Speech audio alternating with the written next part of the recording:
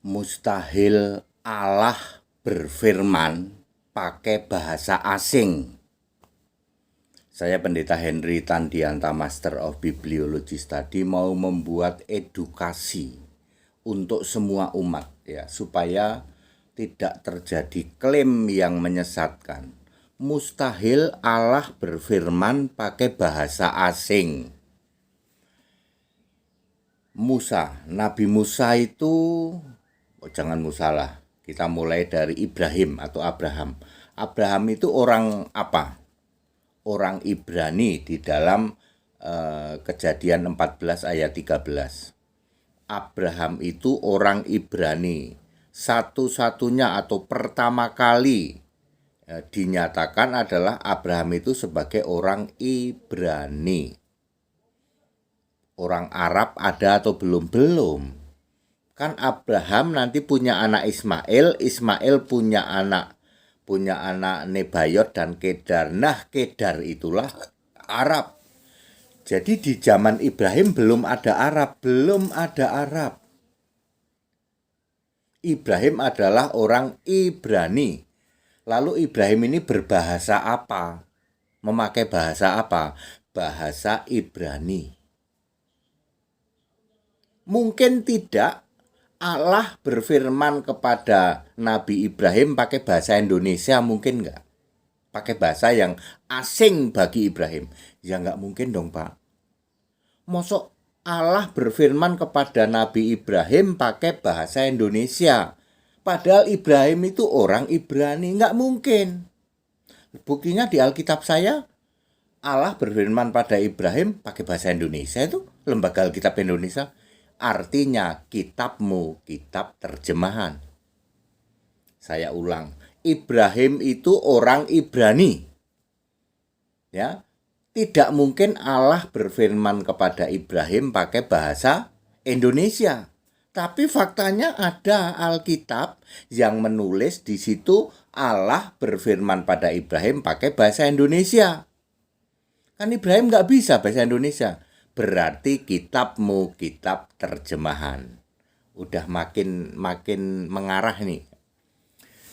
Contoh lain, habis Ibrahim apa?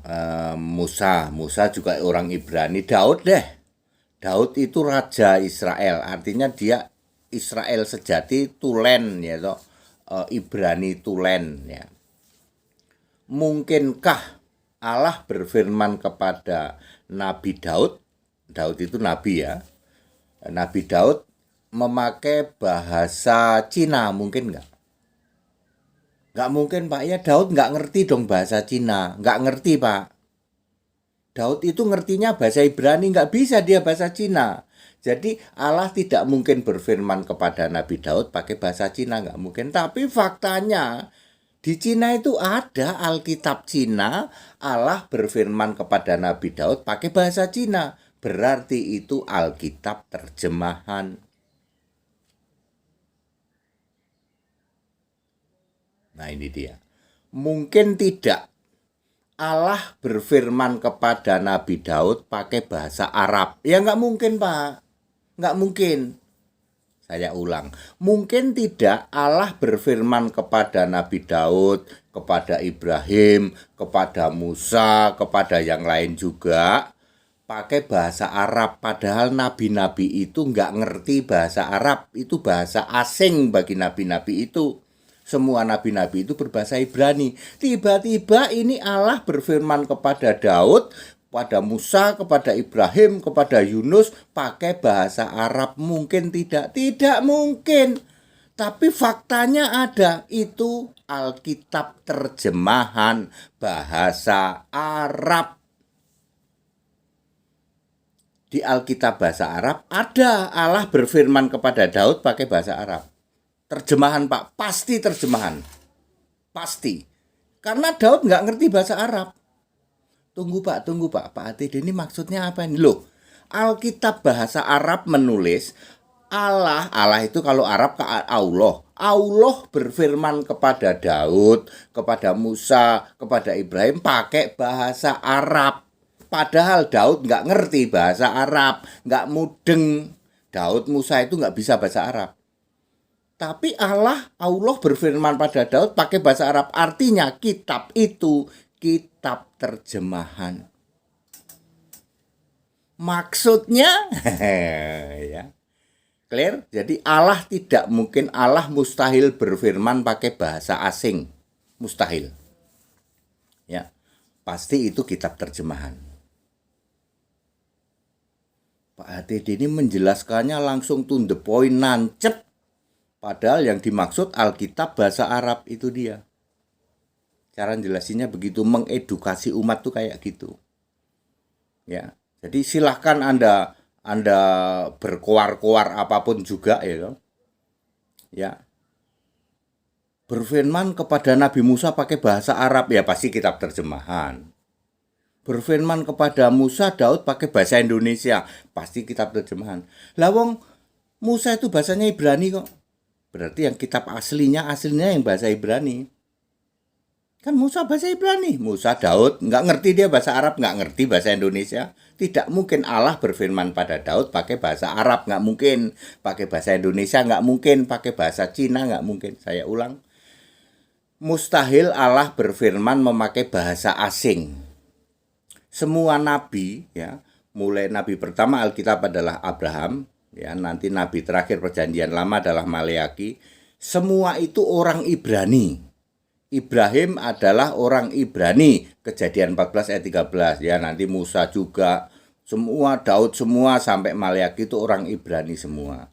Ya, semua nabi-nabi di Alkitab tidak bisa bahasa Arab, tidak bisa bahasa Indonesia, tidak bisa bahasa Cina, tidak bisa bahasa Inggris, tidak bisa bahasa Spanyol, dan lain-lain. Artinya, kalau Allah itu berfirman kepada para nabi itu pakai bahasa Spanyol, pasti Alkitab terjemahan. Kalau Allah berfirman kepada para nabi pakai bahasa Itali, pasti terjemahan. Kalau Allah berfirman kepada para nabi pakai bahasa Arab, pasti terjemahan. Yang disebut Alkitab bahasa Arab. Kena deh. Ya. Ya seperti itu ya. Kecuali nih Alkitab menulis kepada nabi-nabi pakai bahasa Indonesia, tapi kitab kami bukan terjemahan Pak asli. Iya, kamu cari ya, Ibrahimnya cari dari Surabaya, Musa dari Jakarta, kan Daud dari Palembang. Jadi kamu susun kitab yang disebut Musa itu Musa dari Jakarta, yang disebut pasti itu bahasa Indonesia.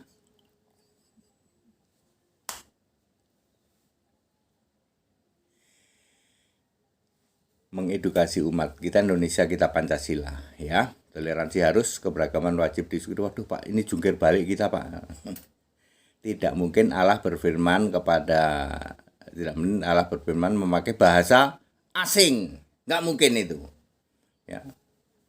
Segala hormat kemuliaan untuk Yesus Kristus. Kita Indonesia, kita Pancasila, toleransi harus, keberagaman wajib disyukuri, bersahabat dengan beda iman itu bisa. Ya. Kita saling toleransi, saling menghargai, tapi yang mencerahkan begini kok nggak ada. Loh, mbok pakai logika sederhana toh. Ya. Ada loh. Allah berfirman kepada Daud pakai bahasa Arab itu ada. Itu apa Pak? Alkitab bahasa Arab terjemahan Pak, terjemahan. Yang simpel kayak gini kok ya. That it. Segala hormat kemuliaan untuk Yesus Kristus. Haleluya. Amin.